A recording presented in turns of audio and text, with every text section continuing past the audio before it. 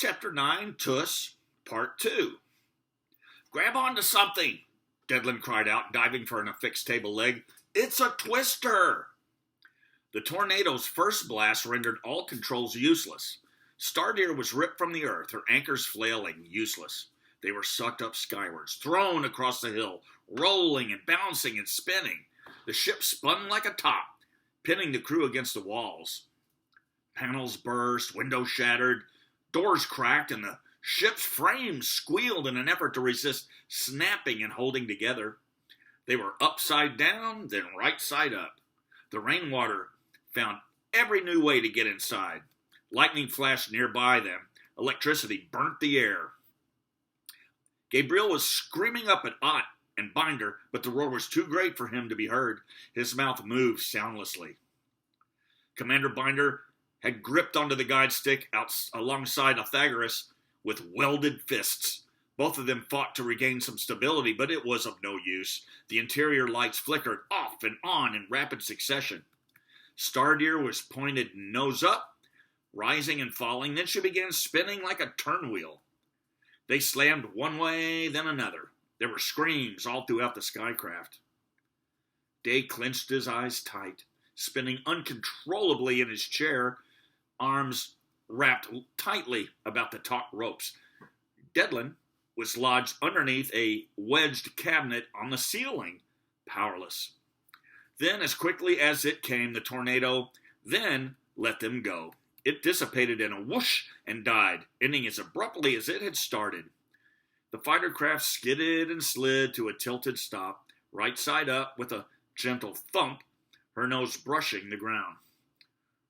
The rain returned in earnest. Somehow, thankfully, everyone was still alive and miraculously still on board. The entire incident took less than 20 seconds, start to finish. The power returned. The lights flickered on. Stardeer's turbines kicked in, and with a groan, she righted herself. And in the aftermath, now only the rain could be heard, tapping nonchalantly upon the dented and damaged fighter-craft hull. "I'm going to be sick," Day moaned from his chair. Lake, lying on the floor, had already vomited. Ott fired up the turbines, and Stardeer rose up a few more feet from the ground with some effort. Through the cracked front window, he and Binder watched the new funnel cloud as it swirled away toward the west, riding the sky like a rodeo rider. Still it poured. The wind howled, and grass and bushes rained down on them from the sky. Ott steered Stardeer to another low spot between the hills and let her hover a few feet above a newly formed raging stream. Then he rested against the wall, exhausted. Gabriel's head popped up from below. "Dreher's hurt," he said. "A toolbox got him in the head, and he's losing a lot of blood. Devlin, Lake, and Quan all suffered some minor injuries as well. How are you faring topside?" The two nodded, but there was a trail of blood dripping down Ott's face. He, too, had a minor head wound. "The worst of it is over," Devlin replied below. A drip of water hung from his hooked nose. "At least for a minute. Anchor this ship again if you can. Let us all come below, where it's drier, and rest. Let us see to Dreher Freygood's injury. We must mend while we check this ship over. What an episode. What else could befall us in this place? I dare not chance to think. Oh, my poor Stardeer, you are a wreck." Next part. The storm raged for 2 more hours, and the temperature outside dropped dramatically. Night had fallen like a wet velvet blanket all around them. Inside Stardeer, however, for the most part, although still damp in spots, it was warm and cozy.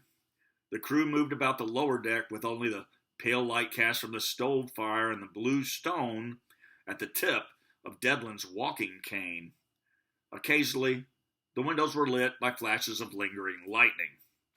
Gabriel, Binder, and Ott had spent a good bit of time outside in the rain, repairing damage to the hull and the roof. A lot of provisions topside were gone, including one of the 3 small sky sleds.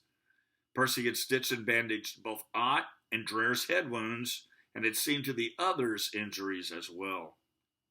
Shortly thereafter, he crept into one of the darkened lofts and slept.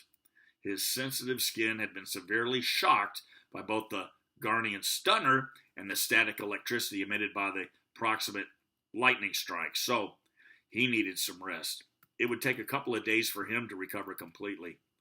Until then, it would be up to the others to divide the piloting responsibilities. Other than that, the crew was fine, although the interior of the ship was a disastrous wreck. Charts, maps, lamp oil, clothes and blankets, utensils, weapons, boxes, and small equipment were scattered around on the cots and shelves and piled up in the corners. With Dedlin's occasional direction, they helped Lake and Clan clean up.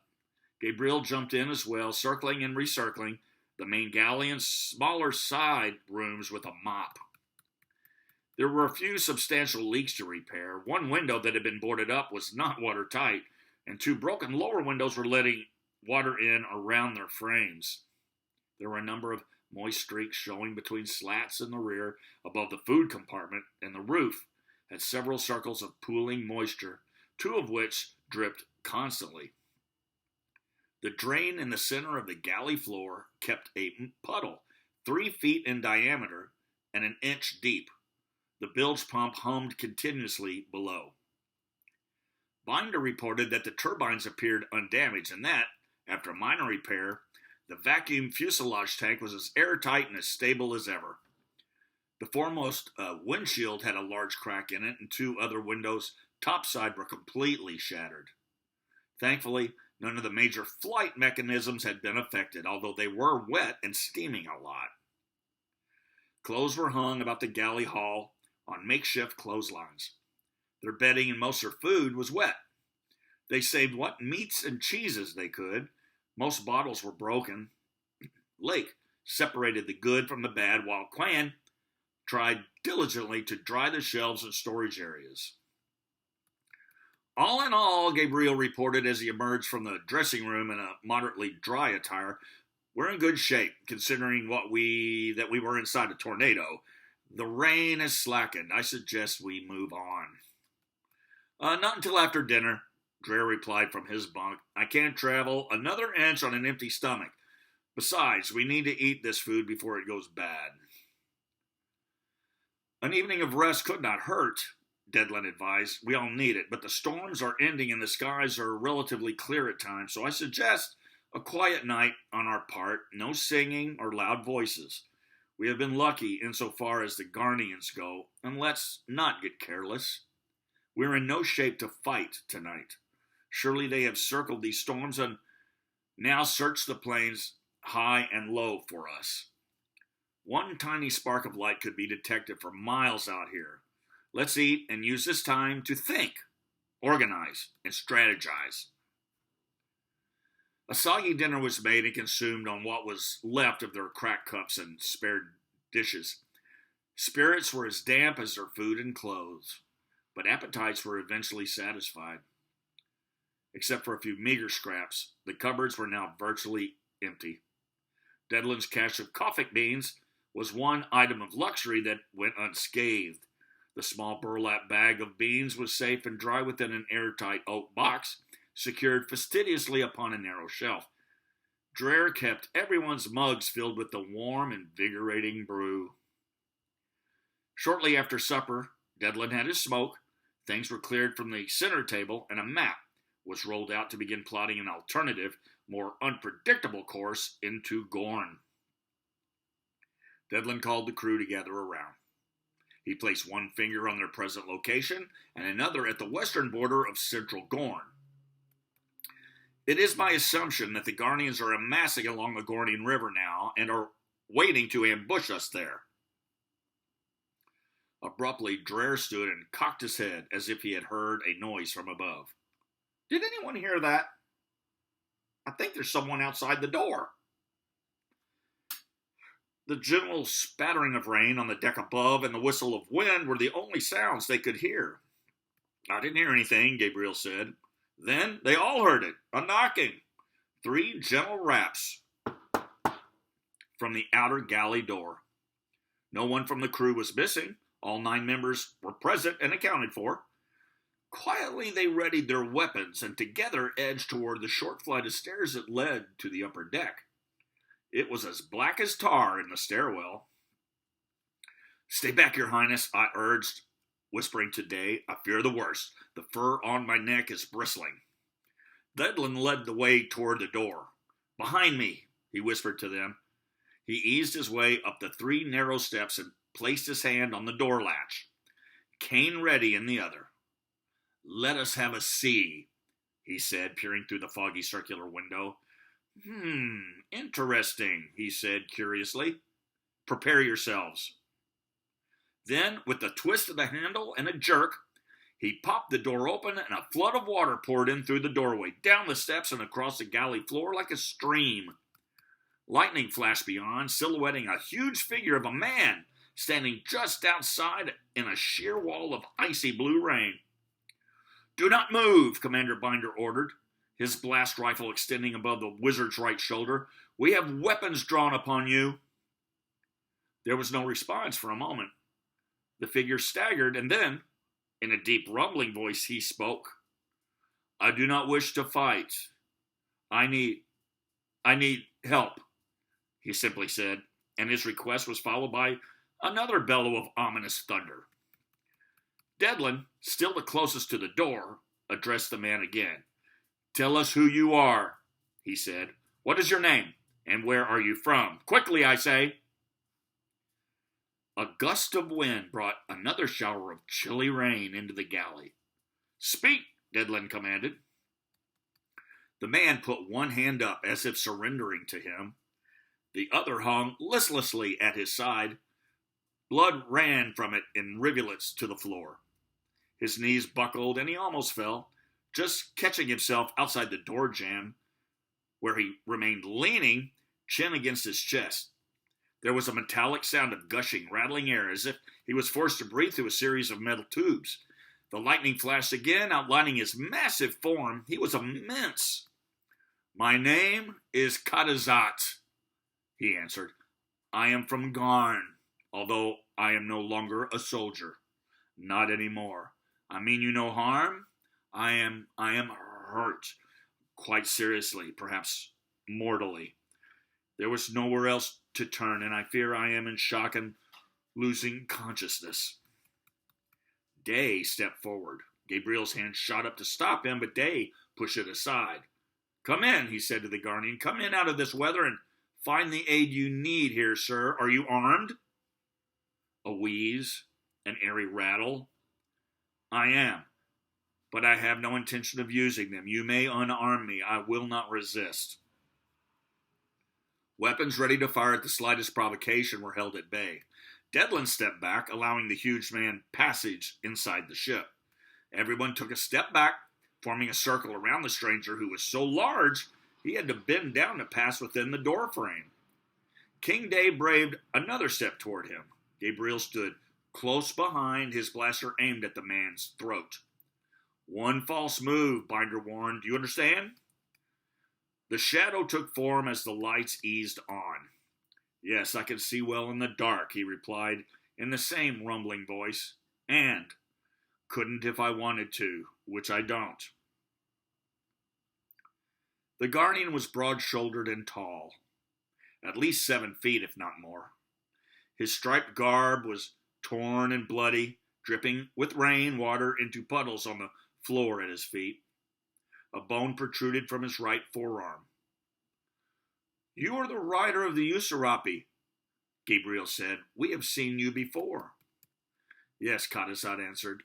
His odd face mask had air tubes that connected to a pack upon his back. It hid all his facial features except for one eye that was visible where part of his helmet had been blown off. "The bird is mine." He turned and looked at Gabriel. "You must be the one that I saw among the trees near Arrowgreen," he said. "Where is your steed?" "She is under your fighter craft, hiding from the storms. She, too, is badly injured and may not survive the night." "I'll check outside," Ott said, stealing past the Guardian, back up, out through the door, closing it behind him. We saw your brethren pursuing you, Day said to him. Aye, I lost them in the storm. How could it be that they pursue you, and you are forced to flee from your own kind? That is a long saga, Cadizat answered. He looked down at Day and stared at him for a few moments, as if suddenly aware of his presence for the first time. It was a strange and uncomfortable moment of focus and recognition. The air suddenly grew tense again, and the weapons were readied once again. Cadizat took a deep breath. The sound was like that of congested air swirling in a leaky barrel. Are you he? He asked somewhat in awe. Are you the one? The one they seek? Day stood fixed and confident, eyeing the Guardian with caution. Who is it that you believe he is? Devlin questioned. Cadizat seemed shaken, as if encountering the most paradoxical irony in his entire life. Answer, Devlin commanded. Of all ironies and coincidences, he replied, and even mustered a sound that might have been an attempt at a sad chuckle. The heir of the all-powerful, ancestor of the first, descendant from the family immortal, the one my kindred seek, Cadizat rumbled, and then he mumbled almost unintelligibly as he began to fade. The stone bearer. Suddenly his knees buckled and he fell headlong, crashing onto the floor with a thud out cold. Don't kill him, Day cried. He may tell us more. Could be a trap, Binder said, straddling the Guardian with his blaster pointed at his head. I believe he fainted, Dreher Freygood said. Suicide soldiers, Gabriel reminded them. He crept in closer with a pair of handcuffs from the galley stockade. We'd best take no chances. Secure him.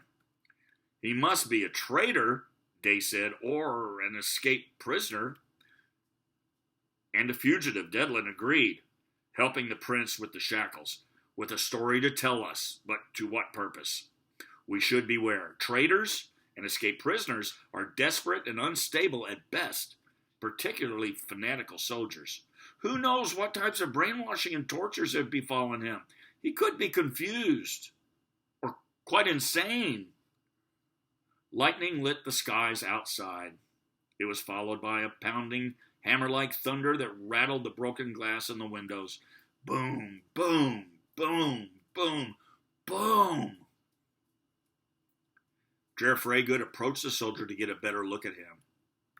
He is hurt badly, he said. And remember, he's been out in this storm without any cover, and you know what the Twister did to us, protected as we were by this ship. Now, before that, he's been at battle with the Guardians for whatever reason. I doubt, with the distance he's covered from Arrow Green, that he's slept for days. Binder was removing Cadizat's unique and varied weapons. There were many. Most of the ammo has been spent, he remarked. His breathing apparatus is damaged, too. I find it odd that we could keep crossing paths with this fellow out here in the wilds, Devlin ventured to say. Nothing happens without a reason. Nothing is coincidence. Ott came back inside, soaked to the skin. Userapi's below us, like he said, curled up beneath the turbines to keep warm, but she's badly injured. Wings are broken. She's lost an eye, and she's burned very badly. One of her feet is mangled. She's going to die, he said. I'll see to her, Dreher volunteered. I have substances for pain. If she's, as you say, she should be put out of her misery. Poor beast. Well, let's move our prisoner to a cot, Binder said. Let's see to his injuries before we begin interrogating him. So much for resting, thinking, organizing, and strategizing. Let's forego our respite. We should get on out of here before we have any more unwanted visitors, Devlin advised. Make haste. Let's get out of these plains and cross the next border.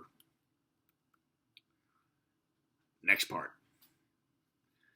Cadizat remained unconscious and with fever for 4 days, and then for the next 3, he faded in and out of consciousness without exchanging any coherent dialogue with them. just moans and indiscernible mumbles. He was secured steadfast to a reinforced bunk with shackles and chains, but everyone did their best to see to his minimal comfort. Upon investigation, they found his multiple wounds much more complex and severe than they had first suspected. Injuries that would have killed any mortal man.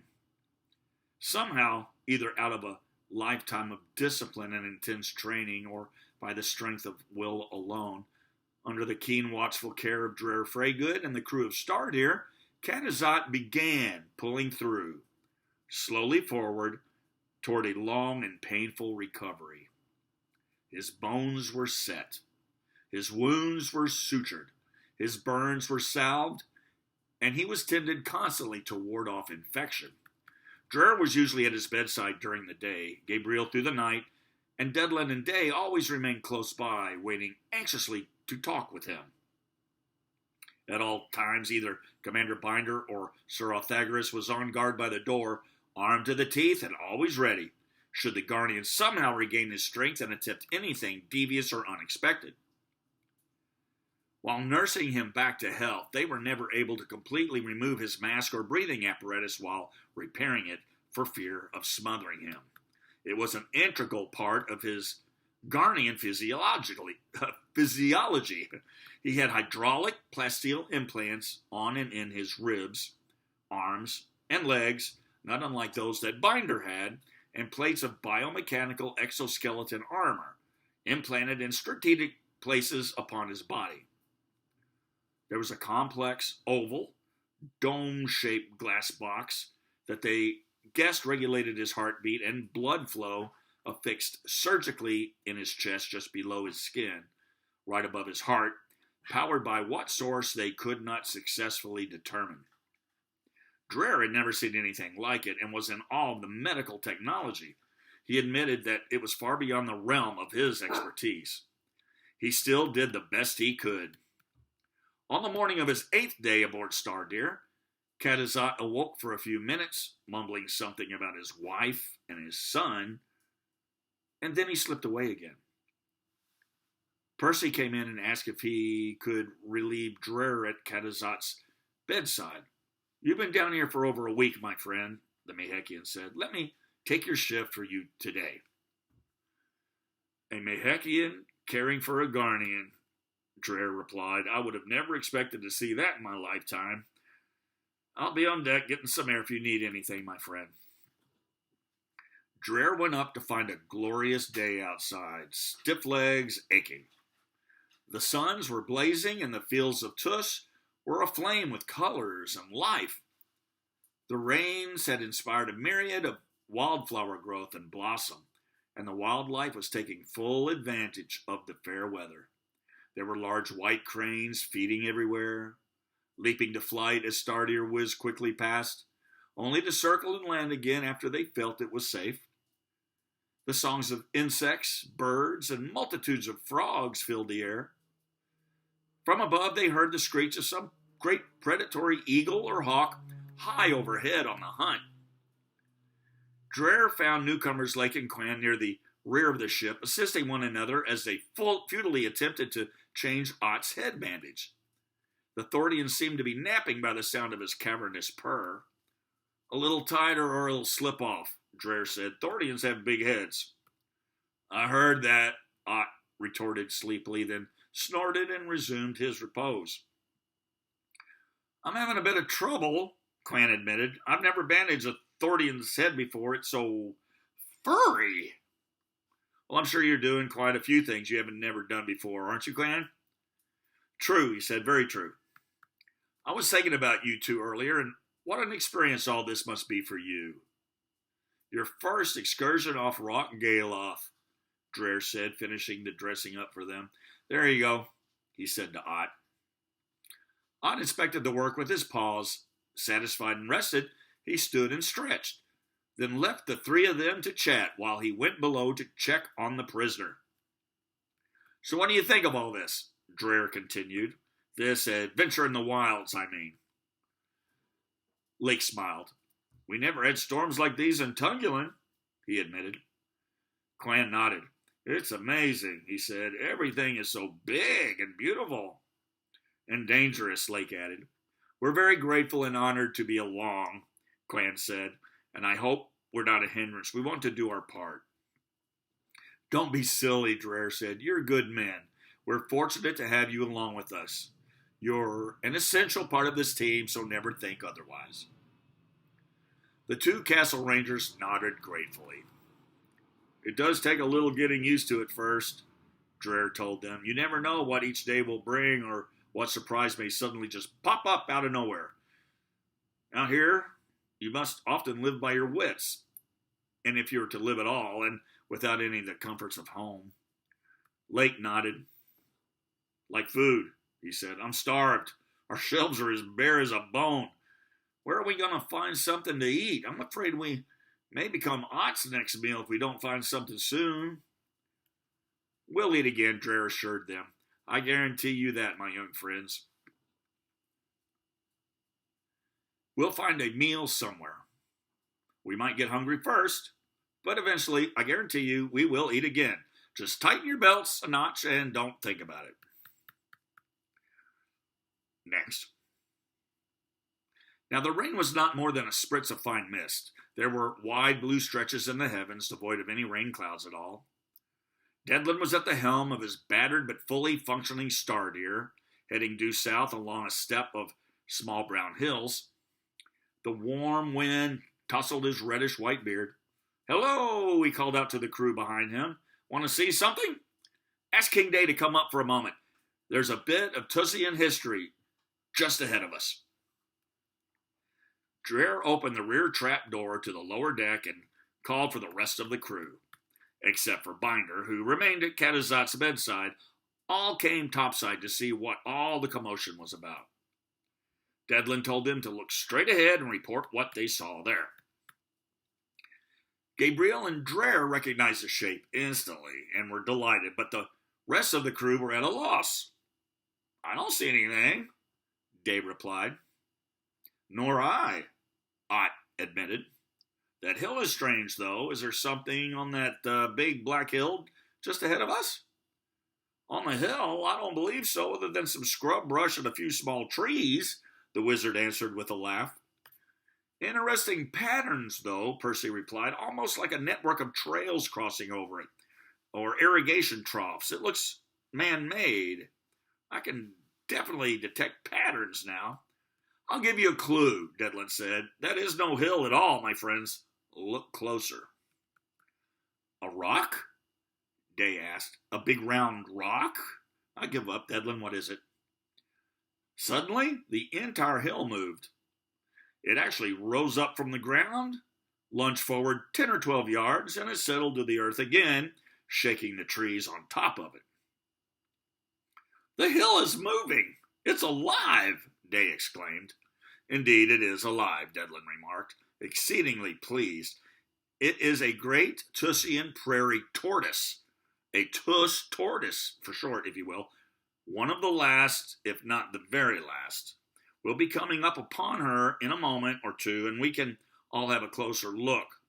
The beast is ancient. I have no idea how old as the planet itself, I've been told. She's beautiful, Gabriel replied. Beautiful, they refuted. She's hideously ugly. Her shell is so immense that we used to hold wizard initiations and alumnus conventions upon her back when I was a younger wizard. You can see a great pile of ash right there at the summit. I suppose she's about 300 yards long, and if she's an inch, and 200 yards wide. A small forest grows upon her shell, and indeed, that forest is old itself, older than any forest out here on the lands. It's said an old hermit lives somewhere up in there, but he's so shy that he's rarely seen. As they drew in upon her, circling the monster's flank to the right, the huge flattened hind limbs and the tail became visibly evident, appearing almost as the rise of great brown hills before a mountain. Each scale was the size of a boulder. Her claws were the size of great tree trunks. So amazing, Day replied.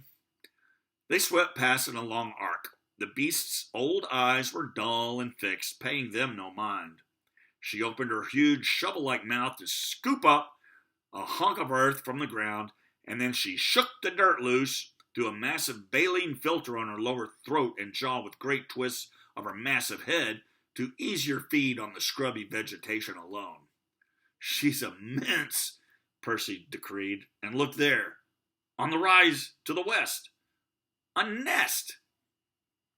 Oh my, eggs, Dreher cried. She's laid eggs, Devlin. Well, I'll be, the wizard said, shaking his head. She's probably been in gestation for centuries. I wonder how long before they hatch. Certainly not in our lifetime. When was the last sighting of a male tortoise? Gabriel asked. I've heard of none, but they do burrow and sleep for many, many years at a time. Any one of those distant hills could be a sleeping tortoise, overgrown with forest vegetation. Someday our party will reunite here for a victory celebration as was done in the days of old, Dreher declared. We will rejoice and build a great fire and sing and dance and get drunk and have a merrymaking for a month, for all of these howling days will be long past, and all but our most valiant of times will be forgotten. If any of you are still alive, said a hollow, rumbling, barely lucid voice from behind them. Cadizat the Garnian was there, on his unsteady feet, still heavily shackled, standing before Binder, who guarded him with 2 drawn blasters. If any of us are still alive, I see that I am now your prisoner, although I have done you no wrong. Our countries are not presently at war. I ask to be unshackled and released immediately. Return me my weapons and set me on the ground. I'll be gone and trouble you no more. Day stepped toward him. No, not yet, he answered. Not before we have a chance to talk, Cadizat of Garn. You owe us that, but then we'll decide your fate. There's much at stake here. Setting you free creates a whole new set of problems for us. Cadizat bowed slightly at the waist. As you wish, he said. I will tell you all I know. I have no reason not to anymore. All right. Back in the hold, Binder instructed the prisoner, leading him by his shackles. Lunch, if you could call it that, since it was the last of their food scraps, was served. The last of the ale accompanied bits of dried meats and cheeses, cold beans, some crushed nuts and raisins. There was still enough water to last for several days. The Garnian chose not to eat, but accepted a flask of water gratefully. The suns were declining, and Percy found a shadowy vale to slide Stardeer into, out of sight, among the scrub and creeping shadows, so that they confer in earnest with their prisoner uninterrupted. The crew crowded around Cadizat the Garnian in the gallery, with Lake and Cran remaining above on watch. Are all in this land now also my enemies? The Garnian asked as the crew encircled about him. In all lands on this earth, am I cursed to be shunned on sight and hunted and imprisoned for no other reason than my national origin and my past? I am homeless and without allies, north or south, east or west. I am ostracized. I am without a country to call my own ever again. I flee with every waking breath. That is all I do now, flee from all. Shall I abandon all hope of redemption? Will I ever know peace? Was I ever given a chance to be something other than what I was made to be, even after my betrayal? Devlin began. We shall see, he said. You must have an interesting backstory, most of which I have deduced already or can guess. But for the sake of the rest of the crew, I will ask you to submit it in full detail for their benefit. My concern is to what depth your knowledge of us delves. I know no more than any other of my kind. We'll see. You said a few interesting things in your delirium before you collapsed the night we found each other that I find quite curious, but we'll get to that later. First, tell us about yourself. What possible series of events led you to our particular cabin door? Where to begin? My story is not a short one. We are here for the duration, sir, and you will appease our ears until we are satiated from the beginning. The large man paused in thought, took a breath through his mask, and then he began. Very well, he said thoughtfully. I was born in Ash, Garn, 57 years ago, under the House of Angor, Prince Warrior Lord Fargok. My revered father was a temple builder by trade. As is our custom, I left home at 5 years old to begin my training in Kaldash. I originally planned to return to the Fargok princedom when I finished my first tour of duty, usually, for most, at age 35. I excelled in my training. I worked as a policeman and trained as a gladiator in the arenas.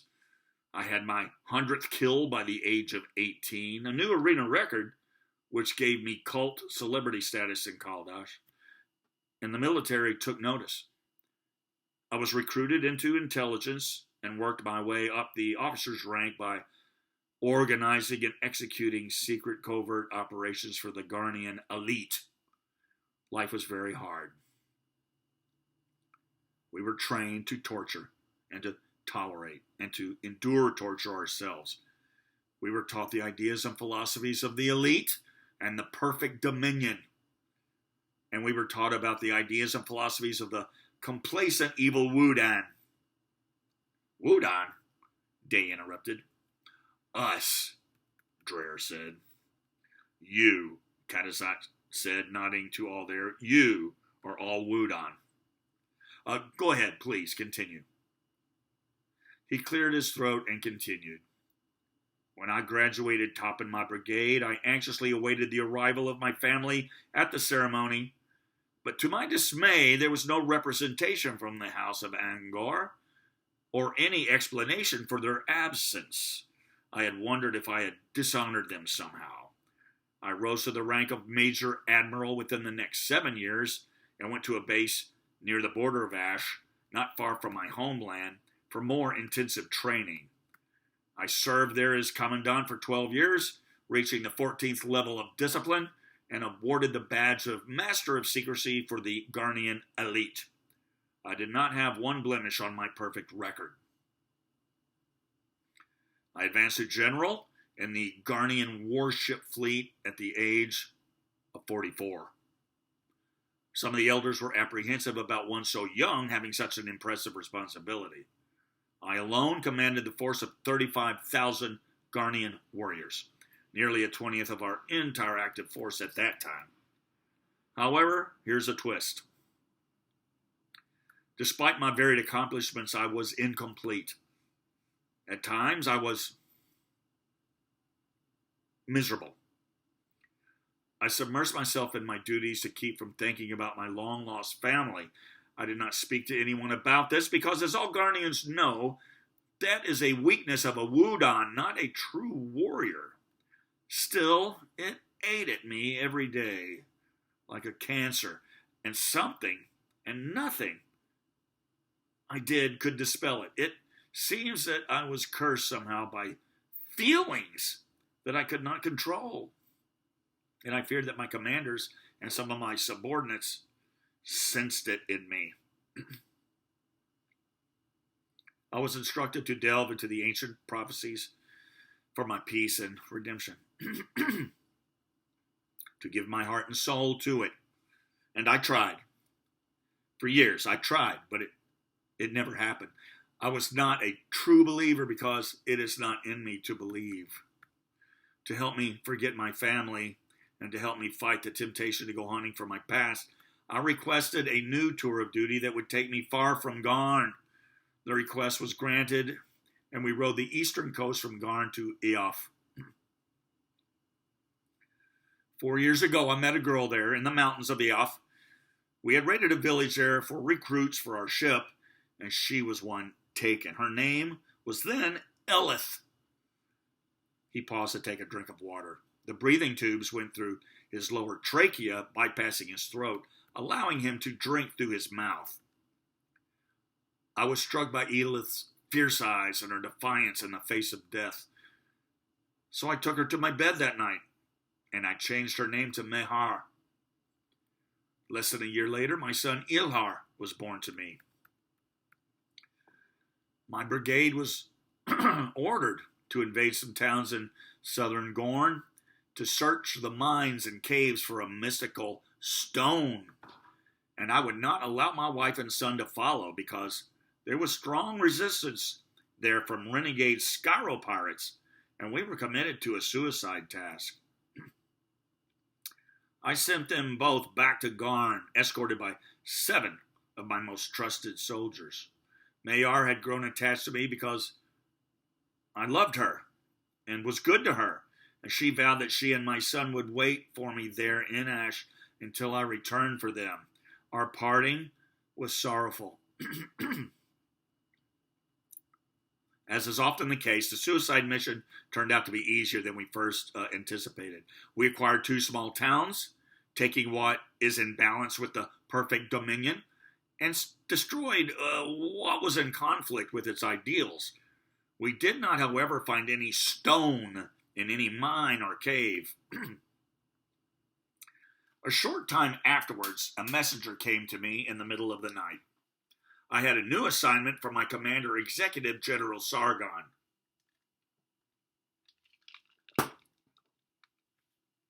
I opened the letter and read that my highly successful and fruitful career had been finalized. I was to complete my tour of duty by fulfilling my life's essence and glory to the one in ritual, honorably, before my men, the very next morning. Self-termination. The prestigious ritual generally follows a long career of distinguished successes in battle, not at a time where most of the glory still lies ahead. I was confused, and I silently questioned its rationality in my mind. Was it because the love I felt for my family back in Ash, my wife and child, could be sensed and determined a weakness, a liability? To all those around me, I feigned great pride at the upcoming ceremony. Although I did intend to obey, I had lived my entire life and career obedient to every wish of the elite. The more I dwelled upon it that night, the more this request was beyond my comprehension to bear.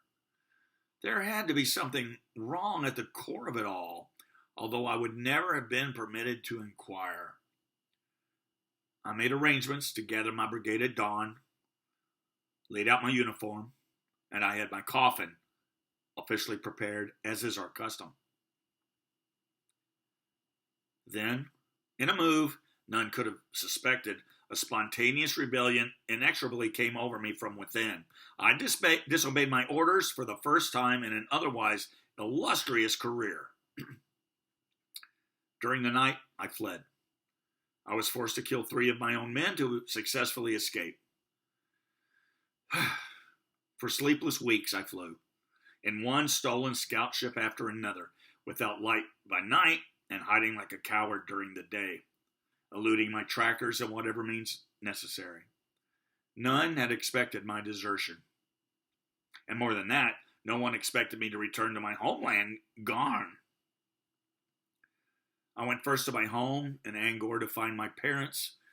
The Prince Warrior Lord Fargak had become a warship admiral, I was told, and long gone from Garn. My mother was still there.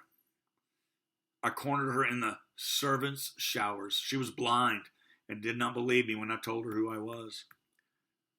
She finally talked, but only to be rid of me because she was frightened.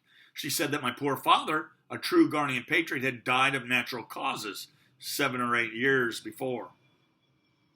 The elite, for whatever reasons I cannot begin to fathom, had told my parents that I had been killed during my first year in warship training, killed by my comrades for cowardice. And as our custom decrees, my parents' property and possessions had been absconded for the good of the movement, and my parents recruited as servants to begin working their way back up the social ladder once again from the bottom. In essence, my father became a slave in his own home to one Admiral Damsarak, and my mother became the concubine of the admiral and his entire staff. All of this because of some grand lie created to discredit, dishonor, and remove me. And if there is one thing that I cannot tolerate as a man, a soldier, and a Garnian, is hypocrisy. That night I killed all members of Admiral Dom Sirach's family, and then once again I fled a wanted man. I sought out my wife and my son, but soon found out that they never reached Garn. I've been searching for them and running as a traitor with a formidable bounty on my head for the last 2 years. So far, I have only reached dead ends. I fear that both my wife and my son are now dead, and I am out of leads to follow. I spend all my waking hours on the run, my sleeping hours hidden. I am tired, and I am desperate, and I'm afraid I am going quite mad. I've stolen a small gardoon of Gornian diamonds from a Garnian freighter, which I am offering as a reward for any information that will lead me to my family. I will not rest until I find my wife and son, or confirm their deaths, because I gave them my word. Unless, that is, I am killed first, which seems more likely with every passing moment. If I find any of the 7 I sent as escorts, and I know them all by name and description, I will question them one by one and kill them all, for they have failed me. Yet they too have vanished into thin air. If I do find my family, we will flee this continent and go far, far away from this subversion, scheming, and war. I will build them a home and provide them for their needs. And if I find that they are dead, then having nothing left to live for, I will do as my last orders said and honor my country by taking my own life. The room went quiet for a few moments. Your story is indeed a hopeless one, Dedlin replied, and I would not have believed it even possible had I not seen your own brethren hunting you down with my very own eyes. Still, Garnians are adept at creating tales of deceit if it suits their needs and plans, Binder reminded. Lies, schemes, deception, false trust. Then you do not know the Garnian elite, Commander Binder. Garnians, true patriot Garnians, never lie, Kadazat reiterated obstinately. It is a sign of weakness. Lying is a common trait of your people, the Wudon, not us. You may have believed that once, Dedlin replied, but no more. You were betrayed by your own people. They have lied to you and about you. You are a fugitive because of a Garnian lie against you. Yes, he admitted, there is a conspiracy of lies set against me. Someone, somewhere, grew fearful of me and decided to have me removed. Unfortunately, that also included everyone who knew me as well. Despite that injustice, I still adhere to the noble discipline of truth myself. Even now, their betrayal cannot corrupt me. I will not break. Better to die as an honorable man speaking the truth than to save oneself as a weak man by lying. Show us you can be truthful, as you say. What do you know of our plight, then? Gabriel asked. You seem familiar with us when you collapsed on the floor from your injuries. Be thorough. Tell us what you've heard.